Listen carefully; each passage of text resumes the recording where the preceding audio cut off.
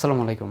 স্যামসাংয়ের M33 series, A33, M33 সহ আরও আদার্স ডিভাইস কিন্তু স্যামসাং কিছুদিন আগে লঞ্চ করেছে বাংলাদেশের মার্কেটে।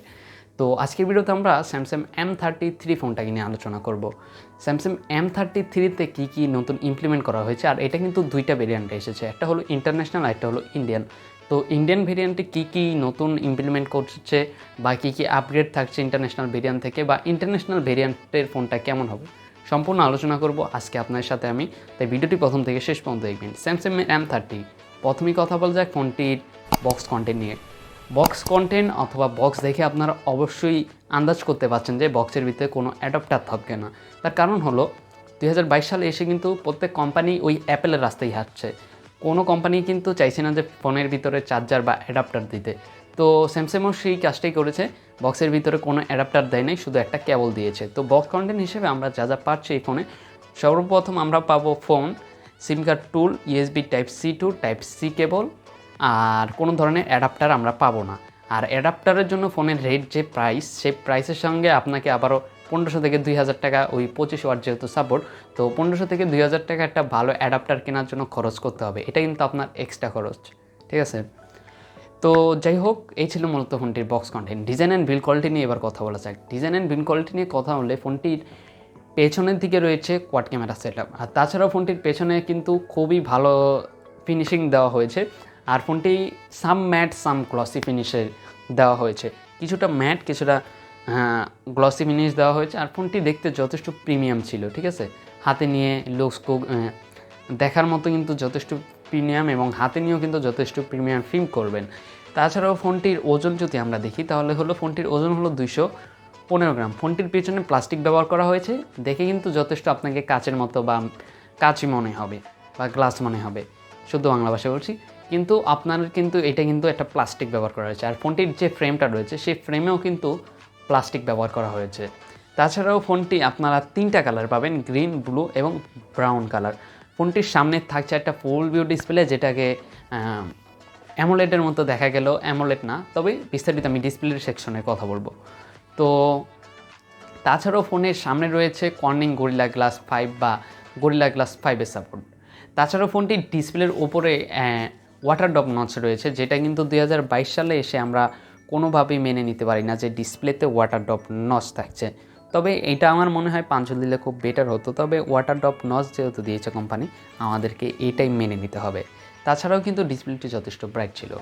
তাছাড়াও যদি বিস্তারিত বলি, তাহলে ফোনটির ডিজাইন অ্যান্ড বিল্ড কোয়ালিটির কথা বললে, ফোনটিতে ছিল 9.4 মিলিমিটার থিকনেস। আর ফোনটি 9.4 মিলিমিটার থিকনেস হওয়ার কারণ হলো ফোনটির ম্যাসিভ ব্যাটারি, 6000 mAh ব্যাটারি এটাতে ইমপ্লিমেন্ট করা হয়েছে, যার কারণে এটার থিকনেসটা একটু বেড়ে গেছে। তো এই ছিল মূলত ফোনটির ডিজাইন। তো ডিসপ্লের প্রসঙ্গে যখন চলেই গিয়েছিলাম, তো এবার ডিসপ্লে নিয়ে সারা যাক। ফোনটিতে ব্যবহার করা হয়েছে 6.6 ইঞ্চির IPS LCD screen, not AMOLED. তবে আমার কি মনে হয় জানেন, স্যামসাং কিন্তু ডিসপ্লে দিয়ে খুব ভালোই নজর দেয়। যদি তাদের ডিসপ্লেটা অ্যামোলেড না হোক, তারপরেও কিন্তু তাদের ডিসপ্লেতে তারা চেষ্টা করে সবসময় একটা কালারফুল কালার দেওয়ার। আর এরকম কালারফুল ডিসপ্লে কিন্তু আমি সবসময় স্যামসাংয়ের কাছ থেকেই দেখে থাকি। স্যামসাংয়ে কিন্তু সর্বপ্রথম এই কালারিংটা দেখে থাকে। ডিসপ্লের কালারিং, ব্রাইটনেস, কন্ট্রাস্ট সব কিন্তু জোস ছিল। ডিসপ্লেটা যথেষ্ট ব্রাইট এবং যথেষ্ট কালারফুল ছিল। কন্টেন্ট প্লেইং অনুযায়ী যথেষ্ট, কিন্তু আপনারা কন্টেন্ট প্লেইং বলেন, গেমিং বলেন, সব দিকে কিন্তু এই ডিসপ্লেতে আপনি ইউজ করে মজা পাবেন, কারণ ডিসপ্লেটা যথেষ্ট ব্রাইট ছিল এবং কালারফুল ছিল। তাছাড়াও যদি ডিসপ্লের রিফ্রেশ রেটের কথা বলি, এটাতে আপনারা 120 হার্জ রিফ্রেশ রেট পাবে এবং 400 ppi ডেন্সিটি পাবেন। আর এর ডিসপ্লের স্ক্রিন টু বডি রেশিও হলো 82.5%। তাছাড়া চিন এবং বেজেলস নিয়ে যদি কথা বলি, চিন এবং বেজেলস একদম অ্যাভারেজ ছিল, খুব বড় না খুব ছোটো না, মাঝারি সাইজের ছিল। ওয়াটার ড্রপ নচ দেওয়া হয়েছে, কারণ এটার প্রাইস রেঞ্জ বা আদার সব কিছু মেনটেন করে কিন্তু ওয়াটার ড্রপ নচ দেওয়া হয়েছে। তবে আমার মনে হয় এখানে একটু পাঞ্চল দিলে বা উপরে একটা ক্যামেরা কাটআউট দিলে খুব ভালো হতো। উপরে যে ক্যামেরা হোলটা রয়েছে, সেরকম একটা ক্যামেরা হোল দিলে ফোনটি কিন্তু দেখতে আর যথেষ্ট ভালো হতো। তো এই ছিল মূলত ফোনটির ডিসপ্লে। এবার কথা বলা যাক পোর্টস অ্যান্ড বাটন নিয়ে কথা বললে, ফোনটির সাইড মাউন্ট ফিঙ্গারপ্রিন্ট রয়েছে, ভলিউম ব্রকার রয়েছে, নিচের দিকে রয়েছে 3.5mm audio jack, microphone, Type-C port, speaker grill, আর উপরের দিকে রয়েছে নয়েজ ক্যান্সেলেশন মাইক। এবং ফোনটির বাম দিকে রয়েছে ডেডিকেটেড সিম কার্ড স্লট, যেখানে আপনারা 2টা সিম কার্ডের সাথে একটা SD কার্ড, OS বা UI নিয়ে কথা বলা যাক। ওএস বা ইউআই নিয়ে কথা বললে স্যামসাংয়ের ইউআই কিন্তু একেবারেই ক্লিন। তো অপারেটিং সিস্টেম নিয়ে যদি কথা বলি তাহলে এটাতে আউট অফ দ্য বক্স আপনার অ্যান্ড্রয়েড 12-এর আপডেট পাবেন। আর ইউআই নিয়ে যদি কথা বলি, স্যামসাংয়ের ইউআই নিয়ে কথা বলার মতো কিছুই নাই। আপনারা কিন্তু জানেন স্যামসাং কিন্তু সবসময় clean, neat and clean UI দেওয়ার চেষ্টা করে। আমি পার্সোনালি স্যামসাংয়ের ফোন ইউজ করি, তাদের ইউআইতে ব্লটওয়্যার বা আদার্স যে ফালতু সফটওয়্যারগুলো সেগুলো নাই বললেই চলে, ঠিক আছে। একেবারেই ক্লিন ইউআই। যে কোনো অ্যান্ড্রয়েড ইউজারকারী বা নতুন যে কেউ অ্যান্ড্রয়েডে আসলে কিন্তু সবসময় কিন্তু স্যামসাংয়ের যে লেটেস্ট ইউআই আছে ওয়ান ইউআই, সেটা কিন্তু অনেক স্বাচ্ছন্দ্য বোধ করে, কারণ এটার ভিতরে কোনো ভাগ নেই, কোনো আদার্স ভাগ ভাল্লুকের কোনো অত্যাচার নাই। তো একদম নিট অ্যান্ড ক্লিন রাখার চেষ্টা করা হয় এই ইউআইটা। আর স্যামসাংয়ের UI I like it, always like করি আমি।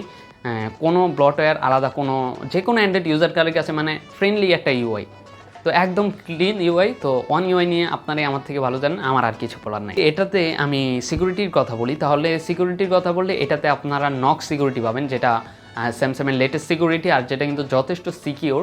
আর তাছাড়াও যদি এটাতে সিকিউর আপডেটের কথা বলি তাহলে এটাতে 4 বছরের সিকিউরিটি আপডেট পাবেন। তাছাড়াও আপনারা 2 বছরের অপারেটিং সিস্টেম বা অ্যান্ড্রয়েড আপডেট পাবেন। যেমন এটার ভিতরে অ্যান্ড্রয়েড 12 আছে, 13, 14 আপডেট কিন্তু আপনারা অ্যান্ড্রয়েডের যে আপডেটটা আছে অ্যান্ড্রয়েড ভার্সনের আপডেট, সেই অ্যান্ড্রয়েড আপডেট কিন্তু 2 বছরটা আপনারা পেয়ে। ফোনে থাকছে ভার্চুয়াল র্যামের সাপোর্ট। 6GB কিনলে 6GB ভার্চুয়াল র্যাম বাড়াতে পারবেন, 8GB ভেরিয়েন্ট কিনলে 8GB ভার্চুয়াল র্যাম আপনারা বাড়িয়ে নিতে পারবেন। সেক্ষেত্রে আপনার কিন্তু দেখা যাবে যে একটা এক্সট্রা র্যামের স্পেস আপনারা পেয়ে যাচ্ছেন। তাছাড়াও যদি ফোনের র্যাম এবং রম ভেরিয়েন্ট নিয়ে কথা বলি, র্যাম ভেরিয়েন্ট থাকছে LPDDR4X এবং রম ভেরিয়েন্ট থাকছে UFS 2.4।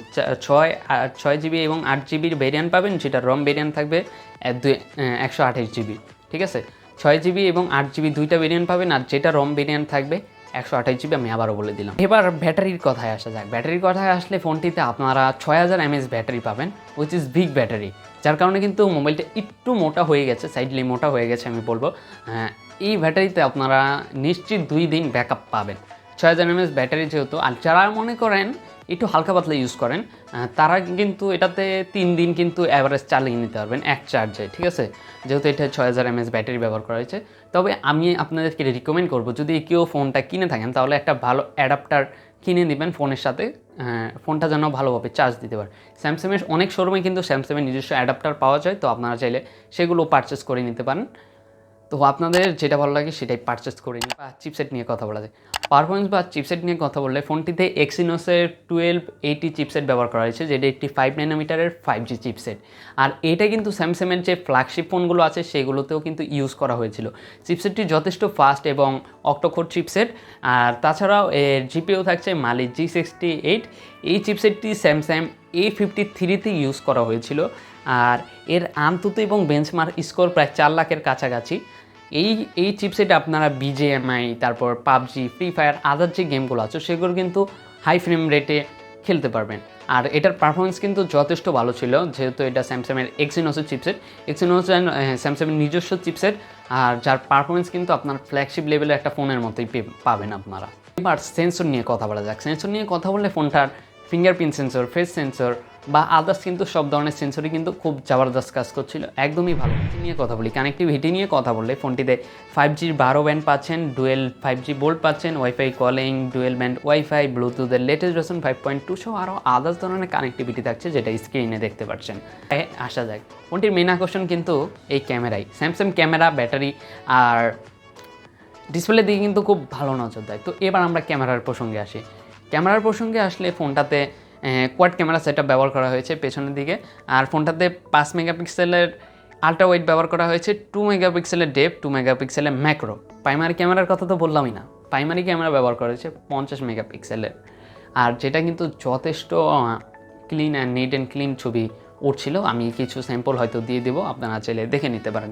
তাছাড়াও ফোনটিতে আপনারা ভিডিওর কথা বললে 4K 30 fps এবং 1080p 30 fps ভিডিও করতে পারবেন। ফিচার্সের কথা বললে অনেক ধরনের ফিচার ছিল, স্লো মোশন বা আদার্স ফান মোডে স্ন্যাপচ্যাটের যে ফিল্টারগুলো আছে সেগুলো কিন্তু অত্যাধিক ফিচার্স ছিল। তো আপনারা চাইলে কিন্তু এটার ক্যামেরাও টেস্ট করে দেখতে পারেন। ক্যামেরার যদি কথা বলি তাহলে এটাতে 8 মেগাপিক্সেলের সেলফি ক্যামেরা ইউজ করা হয়েছে। আমি একটা জিনিস বুঝতেছি না, যে স্যামসাংয়ের বেশিরভাগ ক্ষেত্রেই কিন্তু আপনারা ফোনগুলো থাকবেন যে 60 মেগাপিক্সেলের যদি প্রাইমারি ক্যামেরা থাকে, তারপরও তারা 8 মেগাপিক্সেলের সেন্সর দিয়ে দেয় সেলফি ক্যামেরা। এটা কেন দেয় তারাই ভালো জানে। বেশিরভাগ ক্ষেত্রেই কিন্তু আমি এটা খেয়াল করেছি যে স্যামসাংয়ের অধিকাংশ ফোনেই কিন্তু সেলফি ক্যামেরা 8 মেগাপিক্সেল দেওয়া হয়, এর থেকে বেশি দেওয়া হয় না, খুব কমই দেওয়া হয়। 8 মেগাপিক্সেলই যে মিড রেঞ্জের ফোনগুলো আসে সেগুলোতে বেশিরভাগ 8 মেগাপিক্সেলই দেওয়া হয়।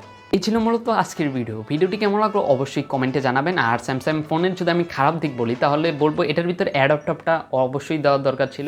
অ্যাডাপ্টারটা আমরা এক্সপেক্ট করেছিলাম, অ্যাডাপ্টারটা অবশ্যই দেওয়ার দরকার ছিল। আর সব দিক দিয়ে মূলত ঠিকঠাকই ছিল এই ফোনটা, অ্যাডাপ্টার যদি দিয়ে দিত এই প্রাইস রেঞ্জে। আর এই ফোনটা কিন্তু আপনারা বাংলাদেশে ইন্ডিয়ান ভেরিয়েন্ট পাবেন, ইন্টারন্যাশনালটা পাওয়ার সম্ভাবনা খুব কম। আর ইন্টারন্যাশনাল কিন্তু 5000 mAh ব্যাটারি, 6000 mAh ব্যাটারি না, ইন্টারন্যাশনালটাই আপনারা 5000 mAh ব্যাটারি পাবেন। আর এই জিনিসটাই মূলত হেরফের দুইটা জিনিসের।